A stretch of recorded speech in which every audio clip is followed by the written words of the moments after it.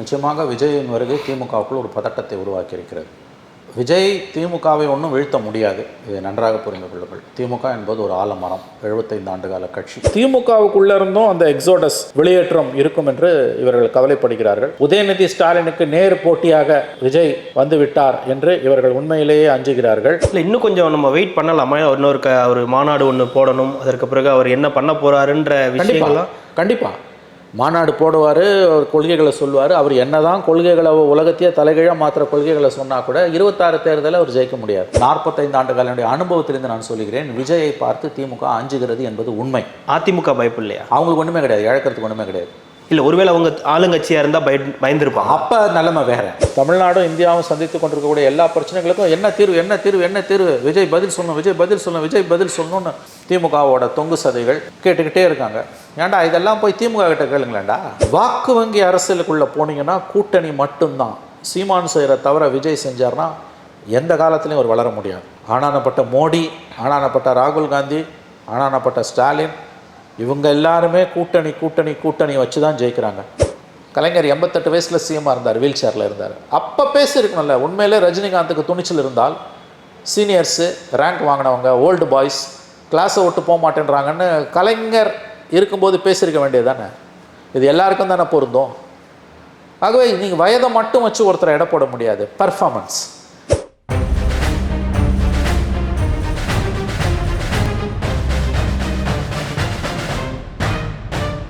ரெட்ரோலுக்ஸ் நெஞ்சங்களுக்கு வணக்கம். நான் உங்கள் கார்த்திக். இன்றைய பொலிட்டிக்கல் பல்ஸ் நிகழ்ச்சியில் நம்மோடு இணைந்திருப்பவர் மூத்த பத்திரிகையாளர் திரு மணி அவர்கள். வணக்கம் சார். சார் வணக்கம் சார். கடந்த 22ஆம் தேதி நடிகர் விஜய் அவர்கள் அவருடைய கட்சி கொடியை அறிமுகப்படுத்திட்டு ஒரு பாடலை அறிமுகப்படுத்தினார். இதுதான் கொடி, இதுதான் பாடல் அப்படின்னாரு. அப்புறம் இதற்கான கொடியின் விளக்கம் என்னுடைய மாநாட்டில் நான் சொல்கிறேன், அது ஒரு இன்ட்ரெஸ்டிங் மேட்ரு ஒன்று இருக்குது, நான் கண்டிப்பாக உங்களுக்கு சொல்கிறேன்ற மாதிரி ஒரு புதிர் வச்சுட்டு போயிருக்காரு. அதற்கு பின்னான செய்திகள், ஏன் என்ன கொடி, இந்த கொடியில் இருக்கிறது ஒரு தூங்கு மூஞ்சி பூ, எதுக்கு மேலே சிவப்பு, கீழே சிவப்பு, நடுவில் மஞ்சள், குங்குமம், சந்தனம், குங்குமம்ன்ற மாதிரி வச்சுருக்கீங்க அப்படின்னு நிறைய அதில் விஷயங்கள். குறிப்பாக திராவிட முன்னேற்ற கழகத்திலேருந்து அவங்களுடைய ஐடி விங்லாம் நம்ம அப்போவே பார்த்தோம். அவங்களுடைய உதயநிதி அவர்கள் கையில் கொடி வச்சிருக்கிற மாதிரியான ஃபோட்டோலாம் போட்டு அதுக்கப்புறமா டெலீட் பண்ணாங்க. நேரடியாக திமுகவிலிருந்து எந்த வாழ்த்தும் வரல, எந்த எதிர்ப்பும் வரல அப்படின்னு நம்ம ஐடி விங் மூலியமாக தான் வந்துக்கிட்டு இருக்குன்னு நம்ம பார்த்துட்டு இருக்கும்போது இப்போ நேரடியாக சில பேர் பேச ஆரம்பிச்சிருக்காங்க. ஆவடி நாசர் அவர்கள் பேச ஆரம்பிச்சிருக்காரு. இது என்ன கொடி, இது மேலே இப்படி இருக்குது, கீழே இப்படி இருக்குது, நடுவில் தூங்கு மூஞ்சி பூவெல்லாம் வச்சு கொடி வச்சுருக்கீங்க, இதெல்லாம் காணாமல் போயிடும் அப்படின்றாரு. அப்புறம் ஆர்எஸ் பாரதி அவர்கள் அமாவாசையே தாண்டாது அந்த கட்சி அப்படின்ற ஒரு விஷயத்த சொல்லியிருக்காரு. எப்படி பார்க்குறீங்க? நேரடியாக விஜயை தாக்க ஆரம்பிச்சிருக்காங்கன்றதை எப்படி பார்க்கலாம் நம்ம? ஆமாம், அது திமுகவின் பதட்டத்தை தான் காட்டுகிறது. நிச்சயமாக விஜயின் வருகை திமுகவுக்குள் ஒரு பதட்டத்தை உருவாக்கி இருக்கிறது. விஜய் திமுகவை ஒன்றும் வீழ்த்த முடியாது, இதை நன்றாக புரிந்து கொள்ளுங்கள். திமுக என்பது ஒரு ஆலமரம், 75 ஆண்டுகால கட்சி. தலைநகர் சென்னையிலிருந்து கடைக்கோடி, கன்னியாகுமரியில் இருக்கக்கூடிய கடைக்கோடி கிராமம் வரைக்கும் கிளை பரப்பி இருக்கக்கூடிய ஒரு கட்சி. ஒன்றிய அளவில், கிளைக்கழக அளவில், வட்ட அளவில், மாவட்ட அளவில், மிகப்பெரிய அளவில் கிளை பரப்பி இருக்கக்கூடிய ஒரு கட்சி. முறையாக நிர்வகிக்கப்படக்கூடிய, அமைப்பு ரீதியாக ஆங்கிலத்தில் சொல்லணும், ஆர்கனைசேஷன் ஸ்ட்ரக்சர் மிக வலுவாக உள்ள ஒரு கட்சி. 22லேருந்து 25% ஓட்டு இருக்குது அவங்களுக்கு. 75 ஆண்டுகால பாரம்பரியமிக்க கட்சி. கிட்டத்தட்ட அவங்க இந்தியா சந்தித்த எல்லா பொதுத் தேர்தல்களையும், முதல் பொதுத் தேர்தலை தவிர 52 தவிர 57லேருந்து எல்லா 16 பொதுத் தேர்தல்களில் அவங்க நின்று இருக்காங்க. 16-17 பொதுத் தேர்தல்களில். அப்படிப்பட்ட ஒரு கட்சி, மாநிலத்தை பலமுறை ஆண்ட கட்சி, ஏன் எதற்காக விஜயை பார்த்து இப்படி ஒரு பதட்டத்தை அடைகிறது என்பது தான் புரியவில்லை. நீங்கள் சொன்ன மாதிரி நேற்றைக்கு அவங்க கட்சியோட இந்த தந்தி பேப்பரில் வந்திருக்க ஒரு நியூஸு, சினிமாவில் தோற்றவர்களெல்லாம் அரசியலுக்கு விட்டனர், நடிகர் விஜய் கட்சிக்கு சென்று விடாமல் இளைஞர்களை தடுக்க வேண்டும், திமுக எம்எல்ஏக்கள் பரபரப்பு பேச்சு. 2 எம்எல்ஏ பேசியிருக்காங்க. சுருக்கமாக அது மட்டும் பேசுகிறேன். ஆவடி நாசர், முன்னாள் அமைச்சர், பதவியிலேருந்து நீக்கப்பட்டவர், எம்எல்ஏ, அவர் பேசுகிறாரு, நம்முடைய இளைஞர்கள் அரசியலில் சினிமா நடிகர்கள் பின்னால் செல்வதை தடுக்க வேண்டும். சினிமாவில் தோற்றவர்கள் எல்லாம் தற்போது அரசியலுக்கு விட்டனர். ஆடிப்பாடி வீணாக போவதை விட இளைஞர்கள் திராவிட இயக்க கொள்கையில் இணைந்து தடம் புரளாமல் இருக்க வேண்டும். அடுத்து பூந்தமல்லி எம்எல்ஏ கிருஷ்ணசாமி, நடைபெற்று வரும் திமுக ஆட்சி 50 ஆண்டு தொடர இளைஞர்கள் திமுகவினர் உழைக்க வேண்டும். இளைஞர்கள் ஓட்டுகள் சினிமா முகத்தால் நடிகர் விஜய் போன்ற கட்சிகளுக்கு சென்று விடாமல் தடுக்க வேண்டும் என கூட்டத்தில் கலந்து கொண்ட கட்சியினரை கேட்டுக்கொண்டார். நேம் பண்ணி பெயரை குறிப்பிட்டு விஜய் கட்சிக்கு போகாமல் தடுக்கணும்னு கூட்டத்தில் பேசுகிற அளவுக்கு திமுக எதுக்கு இந்த பதட்டம் வந்தது? ஆகவே இவர்கள் இளைஞர்களுடைய வாக்குகள், எல்லா கட்சிகளில் உள்ள இளைஞர்கள் வாக்குகளும் விஜய் பக்கம் ஓரளவுக்கு திரும்பும் என்பதை உணர்ந்திருந்தாலும் திமுகவுக்குள்ள இருந்தும் அந்த எக்ஸோடஸ் வெளியேற்றம் இருக்கும் என்று இவர்கள் கவலைப்படுகிறார்கள். உதயநிதி ஸ்டாலினுக்கு நேர் போட்டியாக விஜய் வந்து விட்டார் என்று இவர்கள் உண்மையிலேயே அஞ்சுகிறார்கள். இந்த அச்சம் தேவையற்றது. நான் மறுபடியும் சொல்றேன், இந்த அச்சம் தேவையற்றதுன்றது ஒரு அழுத்தமா சொல்றேன். ஏன் சொல்றேன்னா, ஒரு தேர்தலை ஜெயிக்கிறதுன்றது வெறும் தனி மனித கவர்ச்சியால் ஜெயிக்க முடியாது. அதற்கு ஆர்கனைசேஷனல் ஸ்ட்ரக்சர் வேணும். இப்போ எம்ஜிஆரும் ஜெயலலிதாவும் சினிமாக்காரர்கள் என்பதால் ஜெயிக்கவில்லை. திராவிட இயக்கத்திற்கு அவர்கள் வந்து சேர்ந்ததால், ஏற்கனவே திராவிட இயக்கம் நன்றாக கிளை பரப்பி ஆழமாக வேரூன்றி நின்றதால் அதற்கு அவர்களுடைய சினிமா சேவை என்பது பயன்பட்டது. இப்போ உதாரணத்துக்கு அண்ணா அவர்கள் முதலமைச்சரானதுக்கு திமுக 67 ஆட்சியை பிடிச்சதுக்கு எம்ஜிஆர் ஒரு ரொம்ப முக்கியமான காரணம். காங்கிரஸ்ல இருந்த எம்ஜிஆர் 50களின் துவக்கத்தில் திராவிட இயக்கத்துக்கு வராரு. 57 தேர்தலில் போட்டியிட வாங்கன்னு சொல்லும்போது நான் வரமா எனக்கு தேவையில்லை, நான் சினிமாலே இருக்கின்றார். ஆனால் 57 அந்த சீட்டை SS ராஜேந்திரனை கொடுத்து அவர் எம்எல்ஏ ஆன பிறகு அவருக்கு கிடைச்ச புகழையும் மரியாதையும் பார்த்து இதில் இவ்வளோ இருக்கான்னு 62 எம்எல்சி ஆகிறாரு. 67 எம்ஜிஆரும் எலெக்ஷனை ஜெயிக்கிறார். எம்ஜிஆரோட சினிமா புகழ் திமுக 67 ஆட்சி அமைப்பதற்கும் அண்ணாதுரை முதலமைச்சர் ஆவதற்கும் கண்டிப்பாக உதவியது. அண்ணாதுரை முதலமைச்சர் ஆனதற்கு திராவிட இயக்கம் ஒரு காரணம் என்றால் எம்ஜிஆரின் சினிமா புகழும் ஒரு முக்கியமான காரணம். அதன் பிறகு கலைஞர் வந்தார். அதன் பிறகு எம்ஜிஆர் அங்கிருந்து தனியாக வந்தார். தன்னுடைய ரசிகர் மன்றங்களை எல்லாம் அப்படியே கட்சியாக மாற்றினார். திராவிட இயக்கத்தில் திராவிட முன்னேற்ற கழகத்தில் இருந்தவர்களும் அவர்கிட்ட வந்தாங்க. ஸோ ஒரு பொலிட்டிக்கல் பேக்கப் இருந்தது. அதை அப்படியே ஜெயலலிதா ஸ்வீகரித்து கொண்டார். ஸோ இவர்கள் சினிமாக்காரர்கள் என்பதால் வரல. வெறும் சினிமாக்காரர்களும் தோத்து போனவங்க ரொம்ப அதிகம். அதுக்கு பிறகு வந்தவங்க அத்தனை பேருமே சிவாஜி கணேசன் இத்தனைக்கும் காங்கிரஸ் பேக்கப் இருந்தும் தோத்தார். தனி கட்சி ஆரம்பிச்சு SS ராஜேந்திரன், பாக்யராஜ், டி ராஜேந்தர், கமலஹாசன், கடைசியாக விஜயகாந்த், சரத்குமார் ஒரு 7 பேரை உறுதியாக சொல்ல முடியும். விஜய் ஆங்கிலத்தில் சொல்கிறதுனா நான் டே 1லேருந்து சொல்கிறேன், he will be a disruptor, he will not be a victor. அவர் ஒரு டிஸ்ரப்ட் பண்ணுவார். திமுகவுக்கு கண்டிப்பாக சேலஞ்சு திமுக தான் டிஸ்ரப்ட் பண்ணுவார். அவர் ஜெயிக்க முடியாது. ஏன்னா திமுகன்றது ஒரு ஆலமரம். ஆனாலும் இவர்கள் உதயநிதி வர்சஸ் விஜய்னு வரும்பொழுது திமுகவுக்குள் ஒரு அச்சம் வருகிறது. இதுதான் உண்மை. விஜய் திமுக வாக்குகளில் ஓரளவு டென்ட்டை ஏற்படுத்துவார், மற்ற கட்சிகள்லையும் ஏற்படுத்துவார். ஆனால் திமுகவை தோக்கடிக்கிற அளவுக்கு போகுமான்னா அது முடியாது. ஒரு சிதைவை ஏற்படுத்துவார். அது திமுகவோட சீட்டை குறைக்கலாம். இல்லை, இன்னும் கொஞ்சம் நம்ம வெயிட் பண்ணலாமா? ஒரு மாநாடு ஒன்று போடணும், அதற்கு பிறகு அவர் என்ன பண்ண போகிறாருன்ற விஷயங்கள்லாம் கண்டிப்பாக மாநாடு போடுவார். அவர் கொள்கைகளை சொல்லுவார். அவர் என்ன தான் கொள்கைகளை உலகத்தையே தலைகீழாக மாத்திர கொள்கைகளை சொன்னால் கூட 26 தேர்தலில் அவர் ஜெயிக்க முடியாது. நேற்றுக்கு தினமலரில் வந்த சர்வே நீங்கள் கூட பார்த்துருக்கீங்க. 10% அப்படின்னு அவங்க ஒரு சர்வே உளவுத்துறை அறிக்கை சொல்கிறாங்க. சர்வே எடுக்க சொன்னது திமுக. ஆமாம், அது நிறையா திமுக பண்ணிக்கிட்டே இருக்காங்க. மாதம் ஒரு சர்வே திமுக எடுத்துக்கிட்டே இருக்கும். மிகப்பெரிய நிறுவனங்களை வைத்து, சர்வதேச அளவில் புகழ்பெற்ற நிறுவனங்களை வைத்து திமுக இந்த சர்வேவை தொடர்ந்து எடுத்துக்கிட்டே இருப்பாங்க. எஸ்பெஷலி விஜய் விஷயத்தில் அவங்க கண்டினியூஸாக எடுத்துக்கிட்டே தான் இருக்காங்க. அது அந்த தினமலர் ரிப்போர்ட் 10% விஜய்க்கு ஆதரவு இருக்குன்றாங்க, விச் இஸ் கரெக்ட். என்னை பொறுத்த வரைக்கும் என்னுடைய கணிப்பு தான் 10லேருந்து 12% அவ்வளோதான் இருக்கும் அவருக்கு. ஆனால் அது யாரோட ஓட்டை அவர் உடைக்க போகிறாரு? இப்போ திமுக ஓட்டையும் உடைக்கிறாருன்னா அது திமுகவோட வெற்றி வாய்ப்பை சிதைக்கும், அழிக்காது. இதை புரிஞ்சுக்கணும். நம்ம அவங்களோட எண்ணிக்கை குறையலாம், மார்ஜின் குறையலாம். ஆனால் இதில் இன்னொரு ஆபத்து இருக்குது. என்னென்னா, அவர் ஒருவேளை தனியாக போட்டி போடாமல் அதிமுகவோட கூட்டணி சேர்ந்தால் அப்போ திமுகவுக்கு நிச்சயமாக மிகப்பெரிய சவால். விஜயகாந்த் 2005 கட்சி ஆரம்பித்து 2006 பொது தேர்தலில் தனியாக நின்று அவர் மட்டும் ஜெயித்தார். திமுக 97 சீட்டு ஜெயிச்சது. கலைஞர் மைனாரிட்டி கவர்மெண்ட்டை, மைனாரிட்டி திமுக அரசு தான் ரன் பண்ணார். ஏன்னா வெளியிலேருந்து தான் காங்கிரஸும் பாமகவுக்கும் ஆதரவு கொடுத்தது. 2வது பொது பார்லிமெண்ட் எலெக்ஷனில் தனியாக நின்று 9-10% ஓட்டு வாங்கினார். 2009 ஜெயிக்க முடியல. பட் 2011 அவர் ஏடிஎம்கேவோட சேர்ந்ததால தான் 41 சீட் வாங்கி 29 சீட் ஜெயித்தார். விஜய் தனியாக சீமான் மாதிரி இப்போ தனியாக சீமான் 4 தேர்தலில் நின்று தோல்வி மேல் தோல்வியை சந்தித்து கொண்டிருக்கிறார். 8% தான் அவர் ஓட்டு கூடியிருக்குது. அந்த மாதிரி ஒரு தவறை செய்யாமல் விஜயகாந்த் 2வது சட்டமன்ற தேர்தலில் தான் சந்தித்த 3வது தேர்தலில் 2011 எப்படி ஒரு பிரதான எதிர்க்கட்சியான அதிமுகவோட கூட்டு சேர்ந்தாரோ, அதே போல் இன்றைக்கும் பிரதான எதிர்க்கட்சியாக இருக்கக்கூடிய அதிமுகவுடன் விஜய் கூட்டு சேர்வாரையானால் அப்போ கண்டிப்பாக பிஜேபி இது திமுக கூட்டணிக்கு பெரியதொரு சவால் காத்திருக்கிறது. மாறாக விஜய் தனித்து களம் கண்டால் திமுக அது குறித்து கிஞ்சித்தும் கவலைப்பட தேவையில்லை. 5 முனை போட்டி வந்ததுன்னா கண்டிப்பாக விஜய் வந்து 5 முனை போட்டி தான். அப்போ திமுகவோட வெற்றி வந்து மிக பிரகாசமானதாக இருக்கும். சாதாரணமாக 200 சீட்டு மேலே அவங்க அடிப்பாங்க. ஏன்னா உடையிறதால நஞ்சா உடையிறதால.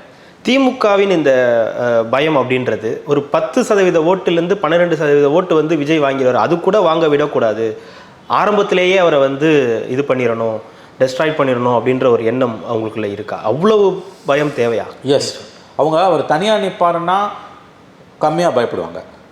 நல்லா ஞாபகம், அவர் தனியாக நிற்க போகிறாருன்னா ஒரே ஒரு கேள்வி, இது பயம் தானா? உண்மையிலேயே அவங்களுக்கு பயமா? I feel it is fear.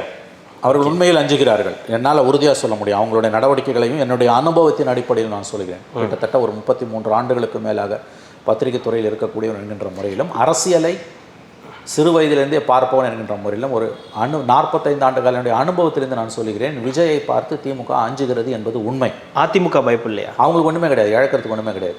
இல்லை, ஒருவேளை அவங்க ஆளுங்கட்சியாக இருந்தால் பயந்துருப்பாங்க. அப்போ நிலைமை வேறு. அப்போ இது இஃப்ஸ் அண்ட் பட்ஸ். அவங்க அப்போ ஆளுங்கட்சியாக இருந்தால் என்ன பண்ணியிருப்பாங்கன்னு இப்போ சொல்ல முடியாது. அப்போ கூட இவ்வளோ பயம் அவங்களுக்கு இருந்தது. அதுதான் கேட்குறேன். இந்த அளவுக்கு ஒரு சர்வே எடுக்கிறது, ஒரு மற்றவர்களை வச்சு பேச வைக்கிறது, விஜய் வந்து ஆரம்பத்திலேயே அப்படின்ற ஒரு எண்ணம், அந்த எண்ணம் அதிமுக இருக்காது, கண்டிப்பாக இருக்காது. ஏன்னா அந்த அளவுக்கு ஒரு பொலிட்டிக்கல் ஒரு ஃபெனாட்டிசிசம், ஒரு அரசியல் வெறித்தனம் வந்து அவர்களுக்கு கிடையாது. வெற்றியை எப்படியாவது அடைந்து விட வேண்டும் என்கின்ற ஒரு வெறி திமுகவுக்கு இருக்கிறது. அது தவறு கிடையாது, அரசியல் அதுதான் தகுதி. சாணக்கியன் சொல்படி பார்த்தீங்கன்னா, அரசியலுக்கான இலக்கணம் என்பது பதவியை அடைய வேண்டும் என்ற தகாத வெறியும், அந்த பதவியை அடைவதற்காக பஞ்சமா பாதகங்களை செய்ய தயங்காத மனமும் தான் தகுதி என்கிறான் சாணக்கியன். அதான் உண்மை, அது தப்பு கிடையாது. அப்படி இருந்ததுன்னா அது அதனால் அது ஒரு நெகட்டிவ் கனெக்டேஷனில் பார்க்க வேண்டாம். ஏன் திமுகவுக்கு இந்த பயம் வருதுன்னு கேட்டிங்கன்னா, நீங்கள் நல்லா கவனிங்க. அவர் வெறுமனே தனித்து போட்டியிடுவாரா என்பதில் ஒரு நிலையான ஒரு பதில் இப்போ இல்லை. அதில் கன்ஃபியூஷன் இருக்குது, கிளியர் ஆன்சர் அதில் இல்லை. ஒருவேளை அவர் விஜயகாந்த் 2011 செய்தது போல அதிமுகவோட விஜய் கூட்டணி போனால், அப்போ கண்டிப்பாக திமுகவுக்கு அது மிகப்பெரிய சவாலாக உருவெடுத்துவிடும். அதுதான் அவர்களை இன்றைக்கு இந்த அச்சத்தில் தள்ளி கொண்டிருக்கிறது. சீமான் மாதிரி விஜய் வந்து தெளிவாக நான் தனியாக தான் நிற்பேன் அப்படின்னு சொல்லிட்டாருன்னா இவர்களுடைய அச்சம் சற்று தனியும். ஆனால் அவர் ஏடிஎம்கேவோட போவதற்கான வாய்ப்புகள் இருக்குது. முதல்ல தனியாக போகிறேன்னு சொல்லிட்டு இன்னும் 1.5 வருஷம் இருக்குது எலெக்ஷனுக்கு. எலெக்ஷன் டைமில் ஏடிஎம்கேவோட போனோம். ஏன்னா அந்த பாசிபிலிட்டி எப்பயுமே இருக்குது, அதை மறந்துடாதீங்க. அந்த மாதிரி ஒன்று வந்ததுன்னா கண்டிப்பாக அது வந்து டிஎம்கேக்கு வந்து மிகப்பெரிய, எடப்பாடி அதிமுகவுடன் விஜய் கூட்டணி சேர்ந்து இன்னும் சிறு சிறு கட்சிகளும் தேமுதிக போன்ற கட்சிகள், மற்ற கட்சிகள்லாம் குட்டி கட்சிகள்லாம் ஒன்று சேர்ந்தாங்கன்னா கண்டிப்பாக அது திமுகவுக்கு வந்து மிகப்பெரிய சவாலாக உருவெடுத்துவிடும். அது உதயநிதியோடைய அந்த எலிவேஷன் இருக்கு இல்லையா, உதயநிதி அடுத்து திமுகவை டேக் ஓவர் பண்ணக்கூடிய முதலமைச்சராகக்கூடிய வாய்ப்புக்கு ஒருவேளை விஜய் அதிமுகவுடன் சேர்ந்தால் அது மிகப்பெரிய சவாலாக அமையும். அதுதான் திமுகவோட கவலை. வெறுமனே சீமான் மாதிரி விஜய் கண்டிப்பாக என்றைக்கும் போக மாட்டார், தனிச்சு தான் நிற்பாருன்னா அவங்க அவ்வளோ கவலைப்பட மாட்டாங்க. ஸோ மந்திரிங்க எல்லாம் ஏங்க இப்படி 2 எம்எல்ஏ அந்த கேள்வி தான் சார். இப்போ எம்எல்ஏக்கள் அப்படி பேசுகிறாங்கன்னா அது உங்களுடைய சொந்த வார்த்தைகளா, இல்லது இதெல்லாம் நீங்கள் பேசுங்க அப்படின்னு சொல்லி தலைமை? இல்லை, இதெல்லாம் சொந்தமாக பேசுகிறாங்க. கட்சி தலைமை வந்து ரசிக்கும்ன்ற மாதிரியா அது கூட இருக்கலாம். ஆனால் தங்களை அறியாமல் ஒரு அச்சத்தில் தான் 2 எம்எல்ஏவும் இப்படி பேசியிருக்காங்க. ஓகே, ஏன்னா தலைமை வந்து இவ்வளோ ஓப்பனாக பேச சொல்லாது. ஏன்னா அது அவங்களுக்கு பலவீனம். திமுக விஜயை பார்த்து திமுக அஞ்சுகிறதுன்னு சொல்கிறவர்களை பார்த்தே கோபப்படக்கூடியவர்கள் அவங்க எம்எல்ஏக்கள் பேசுவதை ரசிப்பார்களா? நீங்கள் சொல்லுங்கள். நீங்கள் ஓகே, கண்டிப்பாக ரசிக்க மாட்டார்கள். இது இவங்களாவே செய்கிறது. இவங்களை அறியாமல் செய்கிறாங்கன்னா இவங்க உதயகிட்டையோ ஸ்டாலின்கிட்டையோ நல்ல பேர் வாங்குறதுக்காக பேசலை. இவங்களை அறியாமலே கிரவுண்டில் அவங்கெல்லாம் பார்க்குறவங்க எம்எல்ஏஸ்க்கெலாம் வந்து மக்களோட பல்ஸ் தெரியுங்க. திமுக எம்எல்ஏஸ்லாம் வந்து நேரடியாக மக்களோட தொடர்பில் இருக்கவங்க தான். ஏன்னா தேர் பொலிட்டிக்கல் அனிமல்ஸ். க்ளீனாக தெரியும் அவங்களுக்கு மக்களோட பல்ஸ். ஓரளவுக்கு, மறுபடியும் சொல்கிறேன், ஓரளவுக்கு இளைஞர்கள் வாக்குகள் திமுகவுக்கு உள்ளே இருந்தே வெளியில் போகுதுன்ற யதார்த்தத்தை இந்த எம்எல்ஏக்கள், இப்போ பேசின 2 எம்எல்ஏக்கள், பூந்தமல்லி எம்எல்ஏவும் நாசரும் புரிந்து கொண்டிருக்கிறார்கள். தலைமையை கேட்டெல்லாம் பேசல, அவங்களாவே பேசுகிறாங்க. ஏன்னா அந்த டேஞ்சர் அவங்க உணர்றாங்க. ஓகே, இல்லை அது அவங்களுக்கு தெரியுது, இளைஞர்கள் தெரியுது. எக்ஸாக்ட்லி தெரியுது. எல்லா கட்சியிலேருந்து போவான்னு நீ உடனே சமாதானப்படுத்திக்க முடியாது. திமுகலேருந்து போகிறான்றது தான் உன் பிரச்சனை. திமுகலேருந்தும் போகிறான். இன்னொன்று, நான் 26 ஆட்சி அமைப்புன்னு சொல்லி வர ஒருத்தன் அவனோட பொது எதிரி பிஜேபியா திமுகவா? திமுக. இந்த சிம்பிள் கொஸ்டினுக்கு திமுகவோட ஜால்ராக்கள், திமுகவோட அண்டாக்கள், திமுகவுக்கு சொம்பு தூக்குகிறவர்கள் இவங்க இந்த கேள்விக்கு பதிலே சொல்லலை. அவர் விஜய் வந்து முதல்ல மழுப்புறாங்க அல்லது அவதூறு பண்ணுறாங்க, இல்லாட்டி என்ன பண்ணுறாங்க, அவர் பிஜேபிக்கு தான் எதிரின்றாங்க. ஏன்னா அவர் எப்படா பிஜேபி, தமிழ்நாட்டில் பிஜேபி 4%. அவர் நான் 26 ஆட்சி அமைப்பேன், 26 தான் என் இலக்குன்னு வரும்போது அவர் எதிரி திமுக தான், விஜயோட பிரதான எதிரி திமுக தான்ற அந்த எளிய உண்மையை பொது வெளியில் சொல்ல திமுகவின் சொம்புகளும் அண்டாக்களும் ஏன் இவ்வளவு அஞ்சுகிறார்கள்? இல்லாட்டி எதுக்கு 2 எம்எல்ஏ இப்படி பேசுறான்? எம்எல்ஏக்கள் எதற்காக வெளிப்படையாக விஜய் பின்னால் மக்கள் போய்விடாமல் நாம் பார்த்து கொள்ள வேண்டும்னு ஓப்பனா பப்ளிக் மீட்டிங்ல பேசுறாங்க. தந்தி பேப்பர்ல வந்திருக்குது. இல்லை, இது அவங்களே அவரை வளர்த்து விடுற மாதிரியான ஒரு செயல். அது இப்படிதான் எம்ஜிஆரை வளர்த்தாங்க. பல வருடங்களுக்கு முன்பு துக்ளக் சோ ராமசாமி ஒரு கேள்வி பதில் எழுதுவார். எப்பன்னா ஜெயலலிதாவுக்கு எதிராக திமுக மிகப்பெரிய வன்முறையை கட்டவிழ்த்து விட்ட காலம் அது. அந்த கட்டத்தில் அவர் எழுதுவார், திமுகவின் எதிர்ப்பு எவர் ஒருவரையும் வளர்க்கும். திமுகவின் எதிர்ப்பு எவர் ஒருவரையும் வளர்க்கும். எம்ஜிஆரை வளர்த்தது, ஜெயலலிதா வளர்த்தது, ஓரளவுக்கு விஜயகாந்தை வளர்த்தது. 2 பேர் ஜெயிச்சாங்க, ஒருத்தரால் ஜெயிக்க முடியல. ஆனால் அவரும் ஓரளவு அசைச்சு பார்த்துட்டு தான் போனார். ஆட்சி அமைக்க முடியாமல் பண்ணார். கரெக்டாக சொன்னீங்க. அவங்க 2 பேரும் ஆட்சி அமைச்சாங்க. சோ ராமசாமியோட வார்த்தை பல வருடங்களுக்கு முன்பு, திமுகவின் எதிர்ப்பு எவர் ஒருவரையும் வளர்க்கும். அதுக்கு எம்ஜிஆர் உதாரணம், ஜெயலலிதா உதாரணம். அந்த 2 பேரை சொன்னார். அதுக்கு பிறகு வந்த உதாரணம் விஜயகாந்த். எப்படின்னா, விஜயகாந்த் அவர் ஆட்சி அமைக்க முடியல, அன்லைக் ஜெயலலிதா அண்ட் எம்ஜிஆர். ஆனால் நீங்கள் அழகாக சொன்னீங்க, 2016 திமுக ஆட்சி அமைக்க விடாமல் செதைச்சார். ஏன்னா அந்த அளவுக்கு விஜயகாந்தை திமுக இம்சை கொடுத்தது. 2011 வடிவேலு ஒரு காமெடியான மேடையில் ஏற்றி எவ்வளவு அவதூறாக விஜயகாந்தை பேச முடியுமோ பேசினார்கள். அதே விஜயகாந்திடம் 2016 இவர்கள் மண்டியிட்டார்கள். கலைஞர், ஆனானப்பட்ட கலைஞர், அவ்வளோ பெரிய தலைவர் என்ன சொன்னார்? பழம் நழுவி பாலில் விழுந்து கொண்டிருக்கிறதுனாரு. கடைசியில் என்ன ஆச்சு? அவங்க பாலில் விழல, அது கீழே தலையில் விழுந்து போச்சு. அது ஆகவே விஜய் விஷயத்தில் வந்து கண்டிப்பாக திமுகவுக்கு ஒரு கவலை இருக்கிறது என்பது உண்மை. இல்லாட்டி அவங்க எம்எல்ஏலாம் இப்போ நம்ம பேசின மாதிரிலாம் பேச மாட்டாங்க. இது வந்து அடுத்த மாதம் அவர் இன்னும் கட்சி மாநாடெல்லாம் போட்டு அவர் கொள்கைகள் அனௌன்ஸ் பண்ணுறது கூட அது ஒரு கட்டம் தான். அதுக்கு பிறகு மக்கள் நலன் சார்ந்த போராட்டங்களை அவர் கையில் எடுக்கணும். இப்போ அவர் திடீர்னு காணாமல் போயிடுறாருல, வராரு ஷூட்டிங் போயிடுறாரு, கொடி ஏற்றுறாரு, ஷூட்டிங் போயிடுறாரு. இப்போ அடுத்த மாதம் வந்து மேடையில் ஏறி பேசிட்டு கொள்கை இதுதான் அப்படின்னு அனௌன்ஸ் பண்ணிட்டு ஷூட்டிங் போயிட்டாருன்னு வச்சுங்க. விளங்காது. அது நீ கிரவுண்டில் இறங்கி சண்டை போடணுங்கண்ணா. நீ வந்து சும்மா வந்து ஒரு கொடி ஏற்றுறது அல்லது மைக்கை பிடிச்சி பேசுறது இதை மட்டுமே. ஆனால் இதற்கே தான் இவ்வளோ எதிர்ப்பு இருக்கே சார். அவர் வந்து ஒரு கொடி தான் அறிமுகப்படுத்தினார். அவர் கொடி அறிமுகப்படுத்திட்டு அதற்கான ஸ்டோரியை நான் அப்புறம் சொல்கிறேன். ஆனால் அதுக்குள்ளாரையே வந்து குங்கும சந்தை. அதாவது இவங்க இப்போ திமுகவோட தொங்கு சதைகளும் திமுகவை ஆதரித்து பேசுபவர்களும் உலகத்தில் இருக்க எல்லா பிரச்சனைக்கும் விஜய் கிட்ட வந்து தீர்வு கேட்குறாங்க. காசா பிரச்சனைக்கு என்ன தீர்வு? உக்ரைன் பிரச்சனைக்கு விஜய் சொல்லக்கூடிய தீர்வு என்ன? கொல்கத்தா மருத்துவ கல்லூரி இவங்க மருத்துவர், பெண் மருத்துவர், அவர் பாலியல் வன்புணர்வுக்கு ஆளாகப்பட்டு படுகொலை செய்யப்பட்ட விஷயத்தில் இந்த பிரச்சனைக்கான இறுதி தீர்வு குறித்து விஜய் என்ன சமரச தீர்வை கையில் வைத்திருக்கிறார் கேட்குறாங்க. தமிழ்நாட்டோட பல பிரச்சனைகளுக்கு விஜய் தான் பதில் சொல்லணும். சென்சஸுக்கு விஜய் தான் பதில் சொல்லணும். தமிழ்நாடும் இந்தியாவும் சந்தித்து கொண்டிருக்கக்கூடிய எல்லா பிரச்சனைகளுக்கும் என்ன தீர்வு விஜய் பதில் சொல்லணும்னு திமுகவோட தொங்கு சதைகள் கேட்டுக்கிட்டே இருக்காங்க. ஏன்டா இதெல்லாம் போய் திமுக கிட்ட கேளுங்களேன்டா. எல்லா பிரச்சனைக்கும் விஜய் தான் தீர்வு சொல்லணுமா? இப்போ தானடா வந்திருக்காராம். அது ஜனநாயகமே இல்லை. அவரோட அந்த வருகையிலே ஜனநாயகம் இல்லை. மற்ற கட்சியெல்லாம் ஜனநாயகம் விளங்குதா? ஏன்னா குறைஞ்சபட்ச நேர்மை இருக்கணும்டா அவங்கக்கிட்ட. கட்சியை ஆரம்பிச்சிருக்காரு, அவன் கொள்கை என்னன்னு அவர் சொல்லட்டும். அதுக்கு பிறகு ஏதாவது ஒரு 4 பிரச்சனைகள் அவரோட ஸ்டாண்ட் என்னென்னு பாருங்கள். அதுக்கு பிறகு தீர்ப்போம். எப்பயோ சொல்லு, இன்ஸ்டன்ட் இட்லி தோசை மாதிரி எல்லா பிரச்சனைக்கும் சர்வரோக நிவாரணி விஜய்னு கேட்குறானுங்க. கட்சியே என்ன ஆரம்பிக்கல. எவ்வளோ பயந்துருக்கானுங்க திமுகவும் திமுகவின் தொங்கு சதைகளும் என்பதை இதிலிருந்து நீங்கள் புரிந்து கொள்ளலாம். அவர் வந்து ஒன்றும் ஆக போகிறது கிடையாது. எழுதி வச்சுக்கோங்க. விஜய் வரதால் எதுவும் மாறப்போகிறது கிடையாது. எட்டானதர் பிளேயர். எத்தனையோ பேர் வந்தாங்க. யார் வந்தா? எம்ஜிஆர் ஜெயலலிதா விட்டுருங்க, அவங்க 2 பேரும் வேறு கேட்டகரி. சிவாஜி கணேசன் கடல் போல் கூட்டம் நான் பார்த்துருக்கேன், கிடையாது. அவருக்கு டெபாசிட் காலி. ஜானகி அம்மாவோட சேர்ந்து டி ராஜேந்தர், எஸ்எஸ் ராஜேந்தர், இவர் அவர் பேர் பாக்கியராஜ், விஜயகாந்த், சரத்குமார், கமலஹாசன். அதில் 8 லிஸ்ட்டு தான் விஜய். எழுதி வச்சுக்கோங்க. 8 லிஸ்ட். இதில் 8வது கேட்டகரி தான் விஜய். அவர் ஒரு டிஸ்ரப்டராக இருப்பார், விக்டராக வர முடியாது. எழுதி வச்சுக்கோங்க. ஆனால் அவர் 2011 விஜயகாந்த் செஞ்ச மாதிரி ஒரு ஸ்டாண்ட் எடுத்தால் ஒரு ஸ்டாண்ட் அலைன்ஸ் போனார்னா கண்டிப்பாக அவரால் ஒரு 20-25 சீட் வரைக்கும் ஜெயிக்க முடியும் கண்டிப்பாக. அதுக்கு அடுத்த தேர்தலில் முதல் தேர்தலில் யாரோட கூட்டணி வச்சாரோ அதற்கு நேர் எதிராக இருக்க கட்சியோட கூட்டணி வைக்கணும். விஜயகாந்த் ஒரு பாதியை சரியாக பண்ணார். அவர் 2016 திமுகவோட கூட்டணி வச்சுருந்தா அவர் கட்சி ஒரு 40 சீட் வரைக்கும் வந்திருக்கும். போஸ்ட் கலைஞர், போஸ்ட் ஜெயலலிதா, கலைஞருக்கும் ஜெயலலிதாவுக்கும் பிந்தைய அரசியலில் அவரால் ஒரு ஃபோர்ஸாகவே வந்திருக்க முடியும். அவர் செஞ்ச ஒரே தப்பு 2வது எலெக்ஷனில் அவர் செய்யாமல் போனார். ஸோ விஜய் புரிந்து கொள்ள வேண்டியது என்ன, நான் ரொம்ப சுருக்கமாக சொல்கிறேன் இப்போ கார்த்தி, வாக்கு வங்கி அரசியலுக்குள்ளே போனீங்கன்னா கூட்டணி மட்டும்தான். சீமான் செய்கிற தவிர விஜய் செஞ்சார்னா எந்த காலத்துலையும் அவர் வளர முடியாது. ஆனானப்பட்ட மோடி, ஆனானப்பட்ட ராகுல் காந்தி, ஆனானப்பட்ட ஸ்டாலின், இவங்க எல்லாருமே கூட்டணி கூட்டணி கூட்டணி வச்சு தான் ஜெயிக்கிறாங்க.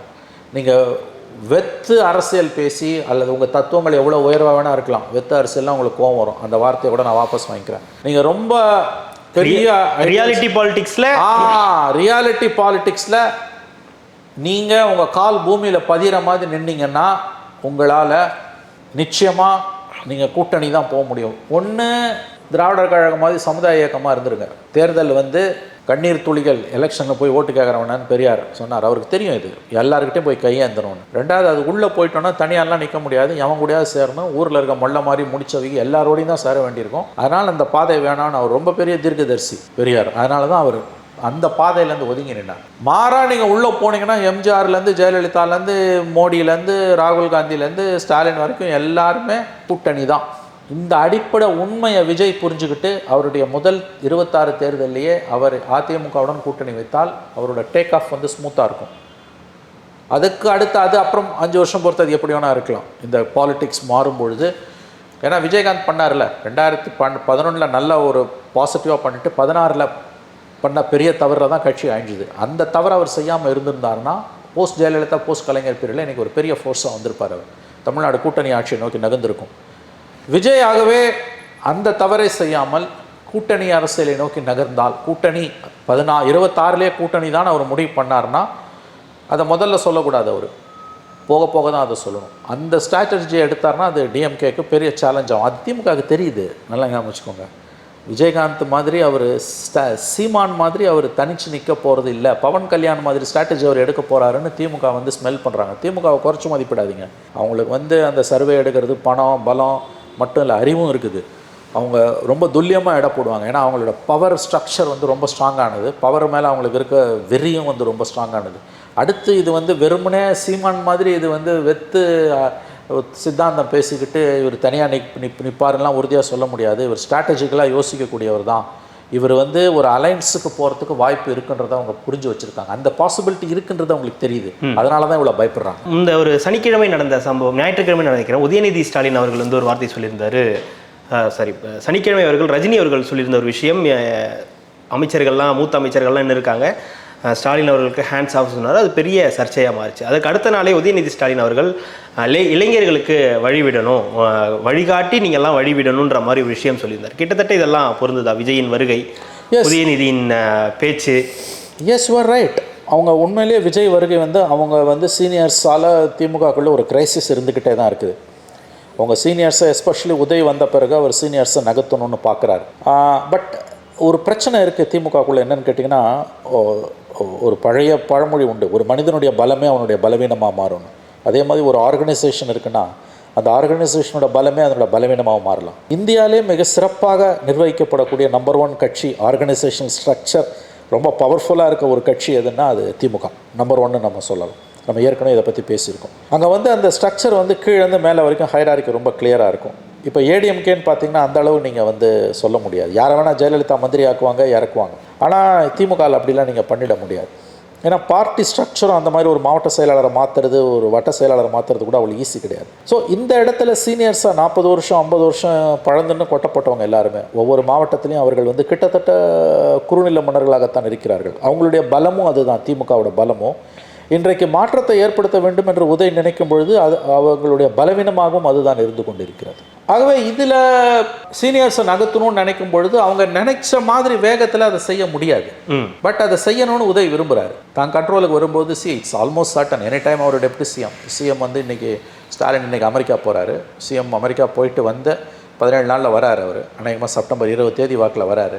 சிஎம் வந்த உடனே கண்டிப்பாக அமைச்சரவை மாற்றம் இருக்கும், துணை முதலமைச்சராக உதய் உருவாவதும் உறுதி தான் சொல்கிறாங்க. அப்படி வரும்பொழுது 26 எலெக்ஷனுக்குள்ளே சீனியர்ஸ் எல்லாரையும் ஓரளவாவது சீனியர்ஸை ஓரம் கட்டணும்னு அவர் நினைக்கிறாரு. ஆனால் அது அவ்வளோ சுலபமானதல்ல. ஏன்னா ஸ்ட்ரக்சர் வந்து ஸ்ட்ராங்காக இருக்குது. இன்னொன்று சீனியர்ஸை நீங்கள் ஏன் அவ்வளோ ஓரம் கட்ட முடியாதுன்னா ஜெயிச்சு கொடுக்குறது சீனியர்ஸ் தான். அப்போ ஜெயிக்கிறதுக்கு மட்டும் சீனியர்ஸ் வேணும். உங்களுக்கு பதவி வேணும்னும் பொழுது நீங்கள் சீனியர்ஸை வந்து நகர்த்தணுன்ற எந்த விதத்தில். ஃபார் எக்ஸாம்பிள் திருச்சி நேரு, அவர் திருச்சியில் அவர் தான் முடிசூடா மன்னர். அங்கே நீங்கள் இப்போ பார்லிமெண்ட் எலெக்ஷன் இப்போ வைகோ மகன் துரை வைகோவை போட்டிங்க, சிம்பலே கிடையாது. மதிமுகவோட பம்பர் சின்னம் இருந்தால் கூட பரவாயில்ல. ஊழியர் கூட்டத்திலே நேரு சொன்னார், சூரியனை வச்சுக்கோங்க, இந்த ஒரு புது சிம்பலை பாப்புலரைஸ் பண்ணுறது கஷ்டம்னு. துரை வைகோ நான் செத்தாலும் இந்த சின்னத்தில் தான் நிற்பண்ணார். இது எதுக்கு சாகணும், உங்கள் சின்னத்திலே நெல்லுங்கன்ட்டார். அந்த தீப்பொட்டி சின்னத்தை எடுத்து ரொம்ப அழகாக அவர் வந்து நேருவோட கிரவுண்ட் ஒர்க் இல்லைன்னா, நல்லா ஞாபகம் வச்சுக்கோங்க, நான் பார்த்துருக்கேன், எனக்கு தெரியும். திருச்சியில் நேருவோட கிரவுண்ட் ஒர்க் இல்லைன்னா துரை வைகோ வெற்றி பெற்றிருக்கவே முடியாது. வேறு யார் இருந்தாலும் அங்கே துரை வைகோ வெற்றி பெற வைத்திருக்க முடியாது. ஏன்னா எம்டிஎம்கேக்கு அந்த பவர் ஸ்ட்ரக்சர் ஆர்கனைசேஷன் ஸ்ட்ரக்சர் கிடையாது. It's a smaller part. அப்போ ஜெயிக்க வச்சது நேரு தானே. அப்போ இன்றைக்கி நேரு வேணான்னு முடிவு பண்ணால் ஏன் பார்லிமெண்ட் எலெக்ஷனுக்கு முன்னால் சீனியர்ஸ்லாம் வழி விட்டு மற்றவர்களுக்கு கைப்பிடிச்சு நடக்கணும்னு நீங்கள் சொல்லியிருக்கலாமே. அப்போ தேர்தலை ஜெயிக்கிறதுக்கு உங்களுக்கு சீனியர்ஸ் வேணும், ஜெயிச்ச பிறகு சீனியர்ஸ் வேணாமா? ஆனால் ஒரு புது ரச்சம் பாய்த்த வேண்டிய அவசியம் இல்லையா? கரெக்ட், நல்ல கேள்வி. அது ப்ராசஸில் வரணும். நீங்கள் ஒரு நாளில் நகர்த்திட முடியாது. என்ன கேம் பிளான் வச்சுருக்கீங்க? இப்போ காமராஜ் பிளான்னு ஒன்று கொண்டு வந்தாங்க இந்திரா காந்தி, கேள்விப்பட்டிருப்பீங்க. சீனியர்ஸ் எல்லாம் பார்ட்டி ஒர்க்கு எடுத்துகிட்டு போகிறதுக்கு அந்த மாதிரி எதனா ஒரு பிளானை கொண்டு வாங்க. ரெண்டாவது, யார் சீனியர், என்ன வயது வரம்பு, அது எல்லாருக்கும் பொருந்தணும். முதலமைச்சர்லேருந்து கீழே அமைச்சர் வரைக்கும் பொருந்தணும் இல்லையா? அதை உங்களுக்கு விருப்பமான இடத்துல நிறுத்திக்க முடியாது. இந்த கேள்வியெல்லாம் சீனியர்ஸ் கேட்குறாங்க. இதை நம்ம பின்னாடியும் எடுத்துகிட்டு போக முடியாது. ஏன்னா கலைஞர் அவர்கள் இப்போ கலைஞர் இப்போ ரஜினி அவ்வளோ பேசினாரு, 86 வயது, இவங்கெல்லாம் சீனியர் மாஸ்டர் ஸ்டூடெண்ட்ஸு, இவங்கெல்லாம் வந்து ரேங்க் வாங்கினவங்க, இவங்களாலெல்லாம் வந்து அவ்வளோ சீக்கிரம் கிளாஸை விட்டு போக மாட்டேன்றாங்கன்னு. இதே ரஜினி துரைமுருகனுக்கு இன்றைக்கி 86 வயசு, கலைஞர் 88 வயசில் சிஎம்மாக இருந்தார், வீல் சேரில் இருந்தார். அப்போ பேசியிருக்கணும்ல. உண்மையிலே ரஜினிகாந்துக்கு துணிச்சல் இருந்தால் சீனியர்ஸு, ரேங்க் வாங்கினவங்க, ஓல்டு பாய்ஸ் கிளாஸை விட்டு போக மாட்டேன்றாங்கன்னு கலைஞர் இருக்கும்போது பேசியிருக்க வேண்டியது தானே. இது எல்லாருக்கும் தானே பொருந்தும். ஆகவே நீங்கள் வயதை மட்டும் வச்சு ஒருத்தரை எடை போட முடியாது. பர்ஃபார்மன்ஸ். அப்போ பர்ஃபார்மன்ஸ்னு வரும்போது நீங்கள் என்ன அளவுகோலை வைக்க போகிறீங்க? எப்படி பார்த்தாலும் கார்த்தி ஒரே நாளில் எல்லா சீனியர்ஸையும் நகர்த்த முடியாது. திமுகவில் முடியாது. அண்ணா திமுக வேறு, திமுக வேறு. பார்ட்டி ரொம்ப சீரியஸ் கிரைசிஸ்குள்ளே போய்டும். நான் சொல்கிறேன், இப்போ 4 மாதமாக நடந்து முடிஞ்ச எலெக்ஷனில் சீனியர்ஸ் வழிவிட்டு வழி நடத்த வேண்டும். உதயநிதி அன்னைக்கு ரஜினி பேசின அடுத்த நாள் பேசின முக்கியமான பாயிண்ட், அவங்க திமுக பொறியாளர் அணியில் அவர் பேசும்போது ஒரு முக்கியமான ஸ்பீச் அவர் சொல்கிறது, உதயநிதி சொல்கிறது, சீனியர்ஸ் வந்து ரஜினி பேசுகிறத சொல்லிவிட்டு அதை என்டார்ஸ் பண்ணி பேசுகிறாரு, அவர் ஆதரித்து பேசுகிறாரு. அதிலே தெரிஞ்சிச்சு ரஜினி யாரோட விருப்பத்தில் பேசினார் இதுன்னு. இவர் உதய என்ன சொல்கிறாரு, நல்ல கவனிங்க, உதயோட வார்த்தை ரொம்ப முக்கியமானது. சீனியர்ஸ் வழிவிட்டு வழி நடத்தணும். சீனியர்ஸ் வழிவிட வேண்டும் தான் அந்த காலத்தில் சொல்லுவாங்க. வழிவிட்டு வழி நடத்தணும்னா சீனியர்ஸ் அவங்க ஒதுக்கணும், ஆனால் மற்றவங்களை கைப்பிடிச்சி அவங்க நடத்தணும். இது என்ன கதையாக இருக்குது? மொத்தமாக முடிஞ்சால் சீனியர்ஸை தூக்கி போடுங்க. சீனியர்ஸ் வழிவிட்டு வழி நடத்தணும்னா அப்புறம் அது எப்படி அவங்க ஒத்துப்பாங்க? 50 வருஷம் கட்சியில் இருந்தவங்க, எம்ஜிஆர் ஜெயலலிதா இருக்கும்போதெல்லாம் கட்சியை விட்டு போகாதவங்க, திமுகவோட முகங்களாக இவங்க தான் இருக்கிறாங்க. இப்போ நடந்து முடிஞ்ச 40க்கு 40 நீங்கள் வாங்கினதுக்கும் அந்த சீனியர்ஸ் தான் காரணம். அந்த சீனியர்ஸ் இல்லைன்னா, திருச்சியில் நேரு இல்லைன்னா நீங்கள் ஜெயிச்சிருக்க முடியாது. ஆனால் தலைமை அதை வந்து எதிர்க்கலையே. அதானங்க பிரச்சனையே. இல்லை சார், இப்போது துரைமுருகன் அவர்கள் வந்து ஒரு ரஜினி பேசிட்டாருன்னு சொன்ன உடனேயே அவருக்கு வந்து ஏதோ ஒரு நெருக்கடி வருது. அவர் ஒரு வார்த்தை மீடியா கிட்ட சொல்கிறாரு. அப்புறம் கொஞ்ச நேரம் கழித்து அவர் நகைச்சுவையாக சொன்னது நீங்கள் பகைச்சுவை ஆக்கிடாதீங்கன்னு சொல்லி வருது. அதற்கு பின்னாடி உள்ள செய்திகள் என்னமோ சொல்லப்படுது. ஸ்டாலின் பேசினார், ஜெகத் ரட்சகன்ட்ட பேசினார், அவர் மூலயமா பேச சொன்னார், அதுக்கப்புறம் பதவியிலேயே இருக்க முடியாதுன்னு அவர்கிட்ட சொல்லிடுங்கன்ற மாதிரியான துணிகள் பேச்சுகள் வந்ததுக்கு அப்புறம் தான் அவர் வந்து இந்த மாதிரி ஒரு ஸ்டேட்மெண்ட்டே கொடுக்குறாரு. அப்படின்னும் போது உதயநிதி சொன்ன ஸ்டேட்மெண்ட்டுக்கு எந்த விதமான இதுவுமே எதிர்ப்பு வரலை. இல்லை நீங்கள் இது வந்து உள்ளுக்குள்ளே இதை நீங்கள் எப்படி புரிஞ்சுக்கணுன்னா, ரஜினியோட ஸ்பீச்சு, துரைமுருகனோட பதில், அதுக்கு பிறகு சமாதானமாக போனது எல்லாத்தையுமே வந்து நீங்கள் எப்படி புரிஞ்சுக்கணுன்னா, உள்ளுக்குள்ளே ஒரு நெருப்பு கனன்று எரிந்து கொண்டிருக்கிறது. இது வந்து ஒரு டெம்பரவரி ட்ரூஸ். காயங்கள் ஆறாது. என்ன ஆனாலும் ஒரு காயம்னா காயம்தான். An injury is an injury ஆல்வேஸ்னுவாங்க, ஞாபகம் வச்சுக்கோங்க. துரைமுருகன் மாதிரி ஒரு சீனியர் வந்து தன்னை ரஜினியை வைத்து அவர்கள் அவமரியாதை செய்து விட்டார்கள் நம்புறாரு. இதில் ஒன்று தெரிஞ்சுக்கோங்க, துரைமுருகன் மட்டும் இல்லை, எல்லா சீனியர்ஸுக்கும் உள்ளுக்குள்ளே அந்த கோவம் இருக்குது. அவர் சொன்னது துரைமுருகன் பேரை மட்டும், அவன் பேரை சொன்னதால் அவங்களுக்கு வந்து எல்லா சீனியர்ஸுக்கும் சிரிச்சாங்களே எவ்வளோ உள்ளுக்குள்ளே அந்த கோவம் இருக்குது. எதை மையமாக வைத்து ரஜினி இப்படி பேசினார். ஏன்னா ரஜினி சொல்லி கொடுத்து பேசினாரா சொல்லாமல் பேசினாரான்றது ஒரு பக்கம் இருக்கட்டும். ரஜினி பேசினதை அப்படியே அங்கீகரித்து முதலமைச்சர் பேசினார். கையெடுத்து நன்றி தெரிவித்தார். தன்னுடைய உரையில் ரஜினியோட ஆலோசனையை தான் ஏற்றுக்கொள்வதாகவும் எச்சரிக்கையாக இருப்பதாகவும் சொன்னார். ஆனால் ஒரு ஆலோசனையே சொல்லலையே. இல்லை, ரஜினி ஸ்பீச்சை முதலமைச்சர் கண்டிக்கவில்லை. கண்டிக்கலைன்னா இப்போ கலைஞர் இருந்தால் எப்படி பேசியிருப்பார்? எங்களுக்கு சீனியர்ஸும் வேணும், ஜூனியர்ஸும் வேணும், எல்லாரும் வேணும், எல்லாரும் கழக உடன்பிறப்புகள்னு அந்த இடத்துல சீனியர்ஸை விட்டு கொடுக்காம தான் கலைஞர் பேசியிருப்பார். துரதிருஷ்டவசமாக அன்னைக்கு சீனியர்ஸை ஸ்டாலின் காப்பாற்றவில்லை. உஷாராக இருக்கேன் அப்படின்ட்டு. உஷாராக இருக்கான்னா ரஜினியோட ஸ்பீச்சை அவர் அப்படியே ஆமோதிக்கிறார். அப்படின்னா சீனியர்ஸ் குறித்து ஓல்டு பாய்ஸு கிளாஸை விட்டு போக மாட்டேன்றாங்கன்னு சொன்னதை முதலமைச்சர் அங்கீகரிக்கிறார். அந்த அந்த செட்டில் அவரும் ஒருத்தர் இல்லையா? அது அது நீங்கள் என்ன பிரச்சனையில் மாட்டிவிடாதீங்க. அதாவது முதலமைச்சர் ரஜினிகாந்தோட ஸ்பீச்சை அப்படியே அங்கீகரிக்கிறார் என்பதற்கு முதலமைச்சரோட ஏற்புரை ஒரு சரியான உதாரணம். அவர் கண்டிக்கலை. ஓல்டு பாய்ஸ்ன்னு சொன்னதையோ கிளாஸை விட்டு போக மாட்டேன்னு சொன்னதையோ அவர் வந்து பதிலே சொல்லலை. அதுக்கு கிளாஸை விட்டு போக மாட்டேன்னு என்னங்க அர்த்தம்? அண்ணன் எப்போ சாமான் தின்ன எப்போ காலி ஆகும்னு காத்துட்ருக்காங்க, போய் தொலைய மாட்டேன்றானுங்கன்னு தானே அர்த்தம். ரஜினி அன்றைக்கு எல்லை மீறினார் என்னை பொறுத்த வரைக்கும். இல்லைண்ணா இப்படி அது அவங்க கட்சியோட உள் விவகாரம். திமுக உள் விவகாரத்தை பற்றி விருந்தாளியாக போன ரஜினிக்கு இந்த அளவுக்கு பேச வேண்டிய அவசியம் என்ன வந்தது? இதே ரஜினி, எந்த ரஜினியை வைத்து திமுக இன்னைக்கு கொண்டாடுகிறதோ, தலையில் வைத்து கூத்தாடுகிறதோ, இதே ரஜினிகாந்த் 4 ஆண்டுகளுக்கு முன்பு துக்ளக் ஆண்டு விழாவில் ஒருவர் கையில் முரசொலி வைத்திருந்தால் அவர் திமுக காரர் என்று பொருள், ஒருவர் கையில் துக்ளக் வைத்திருந்தால் அவர் அறிவாளி என்று பொருள்னாரு. எந்த மாதிரியான லோடட் ஸ்டேட்மெண்ட்டு? கையில் முரசொலி வச்சுருந்தா அவன் திமுக காரன், கையில் துக்ளக் வச்சுருந்தா அவன் அறிவாளினாரு. அந்த ரஜினியை கூப்பிட்டு இன்றைக்கி உங்கள் சீனியர்ஸை நீங்கள் அவமரியாதைப்படுத்துறீங்க. ஆகவே இதெல்லாம் வந்து நான் சொல்கிறேங்க, ஆர்கனைசேஷனல் ஸ்ட்ராங்காக இருக்கக்கூடிய திமுக மாதிரியான கட்சிகளுக்கு இந்த மாதிரியான ஒரு ட்ரீட்மெண்ட்டு, இந்த மாதிரியான அணுகுமுறை எடுபடாது. என்னோட புரிதலுக்காக கேட்குறேன் சார். சீனியர்ஸ் அவங்களே வந்து நாங்கள் விலகிக்கிறோம், ஒவ்வொருத்தராக ஒவ்வொரு இதுவாக நாங்கள் விலகிக்கிறோன்னு சொல்லணும்னு எதிர்பார்க்குறாங்களா திமுக? அப்படி ஒரு வேளை இருக்கும். அப்படித்தான் எதிர்பார்க்குறாரு. மறைமுகமாக சொல்கிறாங்க, போயிடுங்கன்றாங்க. ஏன்னா நீ முதலமைச்சர் 2 விஷயத்தில் ரஜினி பேச்சு தான் தலைமையின் பேச்சு. ரஜினி தலைமை சொல்லி பேசினாரா தலைமை சொல்லாமல் பேசினாரான்றது ஒரு பக்கம் ஒதுக்கி வச்சுருங்க. தலைமை இதை 100% அங்கீகரிக்குது ரஜினியோட பேச்சுன்றதுக்கு சரியான 2 உதாரணம், 1 இல்லை 2 உதாரணம். முதலமைச்சர் அப்படியே அதை அங்கீகரிக்கிறார். அவரோட உரையில் தான் எச்சரிக்கையாக இருப்பதாக தெளிவுபடுத்துகிறார். ரஜினிக்கு என்டார்ஸ்மெண்ட் கொடுக்குறார். அடுத்த நாள் உதயநிதி ஸ்டாலின் பேசும்போது என்ன சொல்கிறாரு? ரஜினியோட ஸ்பீச்சை சொல்லிவிட்டு சீனியர்ஸ் வழிவிட்டு வழி நடத்த வேண்டும். வேறு என்ன ஆதாரம் வேணும் உங்களுக்கு? ஆக அவர்களாக ஒதுங்க வேண்டும் என்று அவர்கள் பார்க்குறேன். அது அவ்வளோ ஈஸி இல்லை. நான் தான் சொன்னேன்ல, திருச்சியில் நேரு ஜெயிக்க வச்சாரு மதிமுகவை, திண்டுக்கல்ல உங்கள் கூட்டணி கட்சி சிபிஎம் இன்னொரு கூட்டணி கட்சி ஜெயிக்க வச்சது ஐ பெரியசாமி. ஒவ்வொரு மாவட்டத்துலேயும் இந்த சீனியர்ஸ் யாரெல்லாம் சீனியர்ஸ் நீங்கள் சொல்கிறீங்களோ, யாரெல்லாம் உண்மையிலே சீனியர்ஸோ, யாரெல்லாம் வழிவிடணும்னு சொல்கிறீங்களோ, யாரெல்லாம் வழிவிட்டு வழி நடத்தணும்னு சொல்கிறீங்களோ, அவங்க தான் அவங்களுக்கு வெற்றியை தேடி கொடுத்துருக்காங்க. அப்போ அவங்க எல்லோரையும் நகர்த்திட்டு எல்லாரையும் பிடிச்சி வங்காள விரிகுடா கடலில் போட்டுடலாமா? அது ப்ராசஸில் வரணுங்க. அல்லது ஒரு பொதுவான விதி வைங்க, 75 வயசு ஆச்சுன்னா நகரணும்னு. அப்படிலாம் வைக்கவே முடியாதுங்க. பாலிடிக்ஸில் ரிட்டையர்மெண்ட் ஏஜே கிடையாது. ஆனானப்பட்ட பிஜேபி அதை செய்யலை. அந்த 75 வயசு ரிட்டையர்மெண்ட் ஏஜ்ன்றது வாய்மொழி தான். அவங்களுக்கு விருப்பப்பட்டவனுக்கு வயசே கிடையாது, கிடையவே கிடையாது. அத்வானியும் முரளி மனோகர் ஜோஷியும் மோடிக்கு சேலஞ்சராக வந்துடுவாங்க, இம்சை கொடுப்பாங்கன்னு ஓரம் கட்டினாங்க. அமைதியாக இருந்திருந்தால் பிரச்சனையே கிடையாது அவங்களுக்கும். ஆகவே வயசெல்லாம் வைக்க முடியாதுங்க, வயதெல்லாம் வைக்கவே முடியாது. அது ப்ராசஸில் வரணும். அப்படின்னா கலைஞர் இருந்தார்ல, 90 வயசு வரைக்கும் கலைஞர் இருந்தார், அதுக்கு என்னங்குது? தொடர்ந்து பேசலாம் சார். மிக்க நன்றி. இவ்வளோ நேரம் உங்களுடைய நேரத்தை ஒதுக்கி எங்களுக்காக பல்வேறு தகவல்களை பகிர்ந்தமைக்கு ரெட்டலுக்கும் சார். நன்றி சார். நன்றி சார்.